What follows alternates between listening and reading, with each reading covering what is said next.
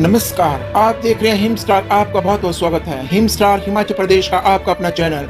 आइए शुरू करते हैं हिमाचल से जुड़ी कुछ मुख्य खबरें।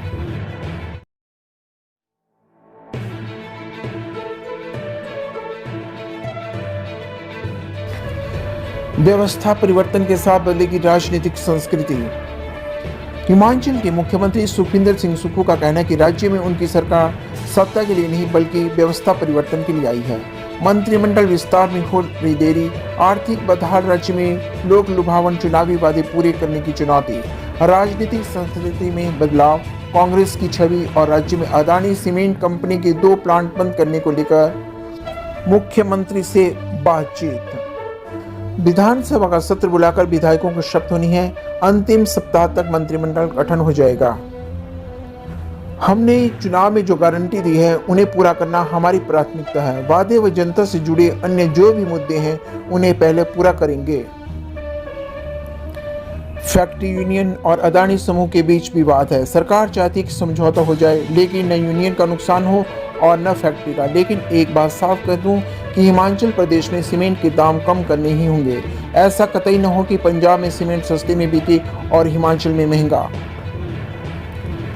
कांग्रेस की अपनी प्रबल विचारधारा है, सभी वर्गों का सम्मान करती है। कांग्रेस हमेशा से आम लोगों की उन्नति, विकास और देश को आगे रखकर चली है। लोगों का स्नेह हमेशा रहा है। मेरे जैसे जमीन से आए सामान्य परिवार के व्यक्ति और पार्टी के आम कार्यकर्ताओं को मुख्यमंत्री बनने का मौका मिला है।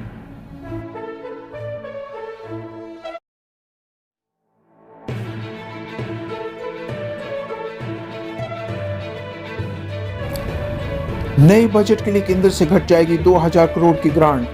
जाने पूरा मामला। हिमाचल प्रदेश के अगले वित्तीय वर्ष 2023-24 के बजट के लिए केंद्र सरकार से लगभग 2000 करोड़ रुपए की ग्रांट घटने जा रही है।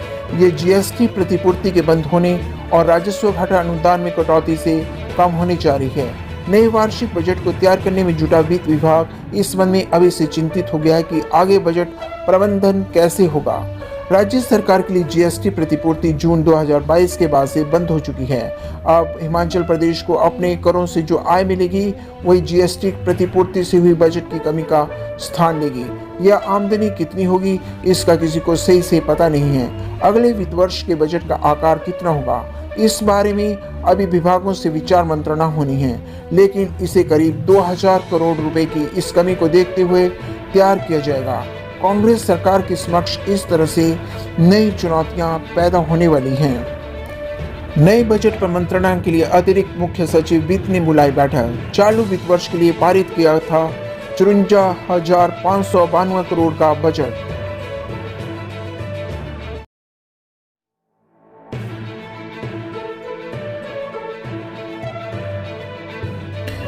हिमाचल प्रदेश में 4 कंपनियां सालाना 12.05 मिलियन टन सीमेंट का उत्पादन कर रही हैं। प्रदेश में तैयार हो रहा 80% सीमेंट बाहरी राज्यों में सप्लाई हो रहा है।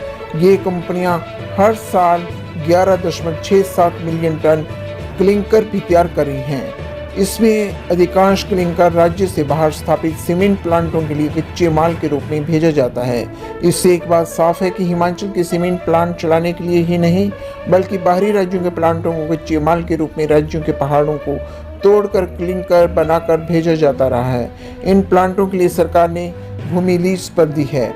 हजारों किसानों की कृषि योग्य जमीन लीज पर दी गई है। आज ये किसान विस्थापित हैं। इन्हें रोजी रोटी के लिए सीमेंट प्लांट में नौकरी दी गई है या ट्रकों से सीमेंट ढुलाई का काम सौंपा है। सरकार ने सीमेंट को आवश्यक वस्तु की श्रेणी में नहीं रखा है, लिहाजा सीमेंट पर सरकार का अभी तक कोई नियंत्रण नहीं है। सीमेंट कंपनियां सीमेंट के दाम मनमानी कर बढ़ाती रही है। हिमाचल की सरकारी और गैर सरकारी सीमेंट मांग 25 लाख टन सालाना है। सरकार चुनने के पत्थर पर 80 रुपये प्रति टन कंपनियों से रॉयल्टी लेती रही है। सीमेंट में उपयोग होने वाली शील पर 60 रुपये प्रति टन रॉयल्टी वसूलती है।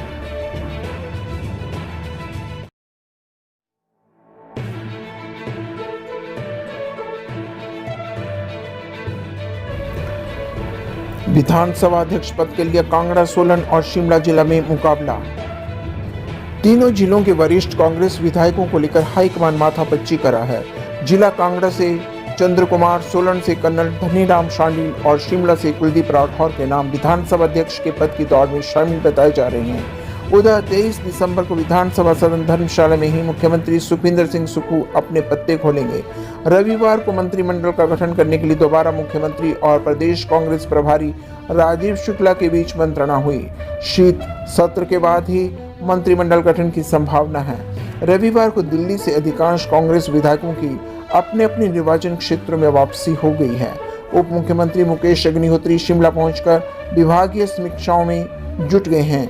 विधायक सुधीर शर्मा ने धर्मशाला में अभिनंदन रैली के लिए सोमवार को बैठक बुलाई है। अन्य विधायक भी रविवार शाम तक दिल्ली से रवाना हो गए हैं। मुख्यमंत्री सोमवार शाम को शिमला पहुंचेंगे। रविवार को मुख्यमंत्री ने प्रभारी राजीव शुक्ला सहित कुछ अन्य वरिष्ठ नेताओं से मुलाकात कर मंत्रिमंडल गठन को लेकर चर्चा की। विधानसभा अध्यक्ष और उपाध्यक्ष का 23 दिसंबर को चयन किया जाना है। पार्टी विधायकों को अभी नहीं बताया गया है कि किसे अध्यक्ष और उपाध्यक्ष बनाया जा रहा है।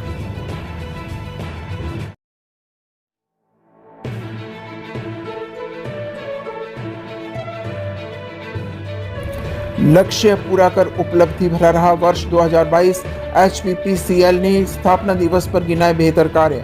Himachal Pradesh power corporation limited ने अपना 16वां स्थापना दिवस धूमधाम से मनाया। कॉर्पोरेट कार्यालय में आयोजित कार्यक्रम में प्रबंध निदेशक डॉक्टर अजय कुमार शर्मा ने पावर कॉर्पोरेशन का झंडा फहराया। स्थापना दिवस के अवसर पर उन्होंने सभी अधिकारियों और कर्मचारियों को कर्तव्य निष्ठा से कार्य करने की शपथ भी दिलवाई।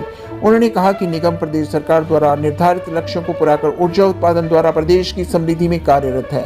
वर्ष 2022 हमारे लिए उपलब्धि भरा रहा है। इस वर्ष हमने बहुत प्रतीक्षित चंबा जिले में बनाने वाली 48 मेगावाट क्षमता की चांजू 3 जल विद्युत परियोजना और 30.5 मेगावाट क्षमता की देवथल चांजू जल विद्युत परियोजना के निर्माण के लिए निविदाएं आमंत्रित की और इस माह 48 मेगावाट क्षमता की चांजू 3 जल विद्युत परियोजना निर्माण के लिए सिविल पैकेज 1 और 2 के कार्य आवंटित किए हैं। इन दोनों परियोजनाओं का शिलान्यास प्रधानमंत्री नरेंद्र मोदी द्वारा 13 अक्टूबर को चंबा से किया गया। ये दोनों जल विद्युत परियोजनाएं फ्रेंच डेवलपमेंट एजेंसी AFT से वित्त पोषित हैं। इसके लिए भारत सरकार के साथ 80 मिलियन यूरो का समझौता ज्ञापन पहले ही हो चुका है।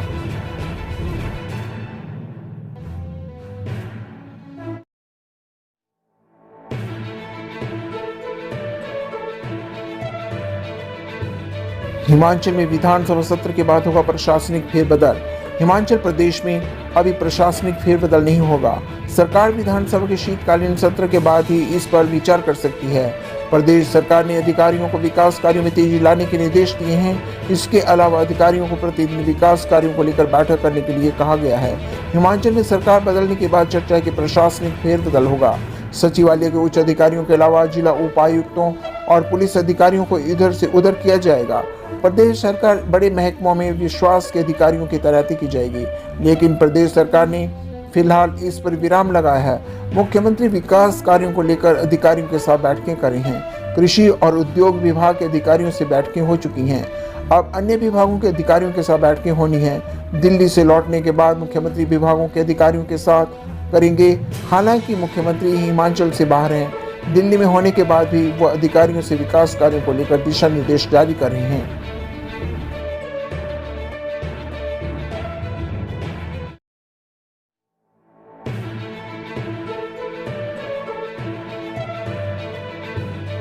हिमाचल में पहली बार शिशुओं को लगेगा IPV3 का टीका।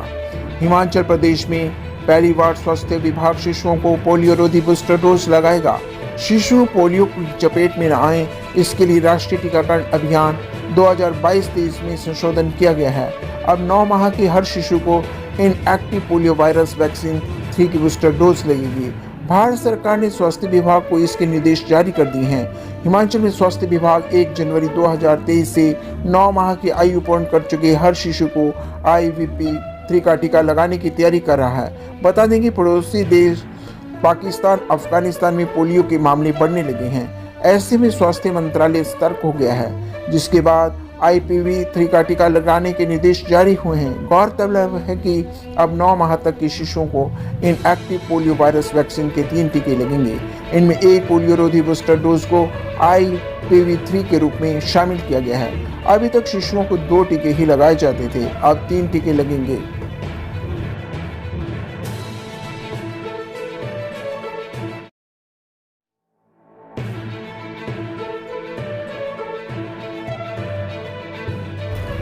दलाई लामा बोले, चीन लौटने का कोई मतलब नहीं, मैं भारत को पसंद करता हूँ। त्वांग सेक्टर में वास्तविक नियंत्रण रेखा पर भारतीय और चीनी सैनिकों के बीच हुई झड़प के बाद दलाई लामा की प्रतिक्रिया भी सामने आई है। जब दलाई लामा से त्वांग गतिरोध को लेकर चीन के लिए उनके संदेश के बारे में पूछा गया तो उन्होंने कहा कि चीजें सुधर रही हैं। यूरोप, अफ्रीका और एशिया में चीन अधिक फ्लेक्सिबल है, लेकिन चीन लौटने का कोई मतलब ही नहीं है। मैं भारत को पसंद करता हूँ। कांगड़ा पंडित नेहरू की पसंद, ये जगह मेरा स्थायी निवास है। इस बीच यहाँ ये भी बता दें कि त्वांग झड़प के बाद फेमस त्वांग मठ के भिक्षु ने चीन चेतावनी देते हुए कहा कि ये 1962 नहीं, ये 2022 है और ये पीएम नरेंद्र मोदी सरकार है। त्वांग मठ के एक भिक्षु लामा एशी ख्वाबो ने कहा, प्रधानमंत्री नरेंद्र मोदी किसी को नहीं बख्शेंगे। हम मोदी सरकार और भारतीय सेना का समर्थन करते हैं। लामा एशी खावो ने कहा कि वे भारतीय भूमि पर भी नजर रखते हैं। चीनी सरकार गलत है। अगर वो दुनिया में शांति चाहते हैं तो उन्हें ऐसा नहीं करना चाहिए। अगर वो वास्तव में शांति चाहते हैं तो उन्हें किसी को नुकसान नहीं पहुंचाना चाहिए। उन्होंने ये भी कहा कि उन्हें वर्तमान भारत सरकार और भारतीय सेना पर पूरा भरोसा है, जो त्वांग को सुरक्षित रखेगी।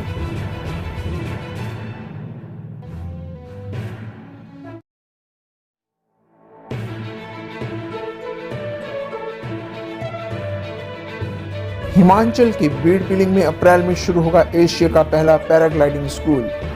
मानवीय परिंदों के साहसिक खेल की विश्व प्रसिद्ध बीड़ बिलिंग घाटी में अप्रैल में एशिया का पहला पैराग्लाइडिंग स्कूल शुरू होगा। इस स्कूल में दाखिला लेने वाले देश विदेश के युवाओं को प्रशिक्षित पैराग्लाइडर पायलट आकाश में उड़ना सिखाएंगे।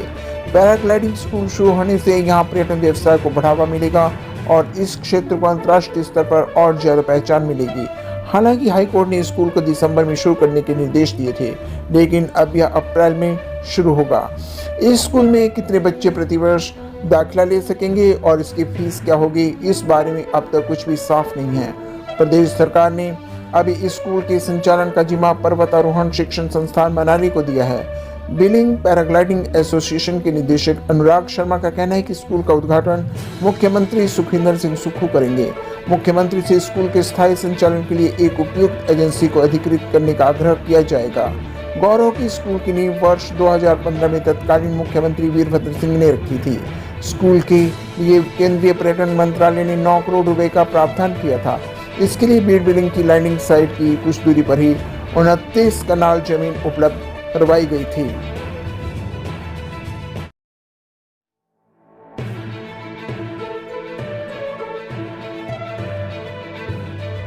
एक महीने से नहीं हुई बारिश, सूखे की चपेट में सेब बगीचे, लग सकती है बीमारी। बीते एक माह से बारिश नहीं होने से सेब बागीचे सूखे की चपेट में आ गए हैं। बगीचों से नमी गायब है। इस कारण फास्फोरस और पोटाश खाद डालने का काम लटक गया है। उर्वरकों की कमी से बगीचे बीमारियों की चपेट में आ सकते हैं और फल की गुणवत्ता प्रभावित हो सकती है। इसमें से बारिश बर्फबारी न हुई तो चिलिंग आवर्स पूरे न होने पर सेब उत्पादन में भी कमी आ सकती है। 15 नवंबर के बाद सेब उत्पादक क्षेत्रों में बारिश और बर्फबारी न होने से बागबानों की चिंता बढ़ गई है। दिसंबर में बगीचों में फास्फोरस और पोटाश खाद डाली जाती है, लेकिन इसके लिए जमीन में नमी होना जरूरी है। इन खादों से पौधों की रोग प्रतिरोधक क्षमता बढ़ती है और जड़ें मजबूत होती है। सेब की अच्छी फसल के लिए दिसंबर में तापमान 15 डिग्री से कम होना चाहिए, जबकि इन दिनों तापमान 20 डिग्री के करीब चल रहा है। सर्दी के मौसम में पेड़ों से पत्ते झड़ना जरूरी है। तापमान अधिक होने से पत्ते नहीं झड़ पा रहे हैं। फल उत्पादक संघ के अध्यक्ष हरीश चौहान का कहना है कि बारिश बर्फबारी न होने से सूखे के कारण खाद डालने का काम रुक गया है। अगले एक हफ्ते भी बारिश बर्फबारी नहीं हुई तो सेब की फसल बुरी तरह प्रभावित होने का डर है। हिमाचल की हर खबर पाने के लिए हिम स्टार से जुड़ें।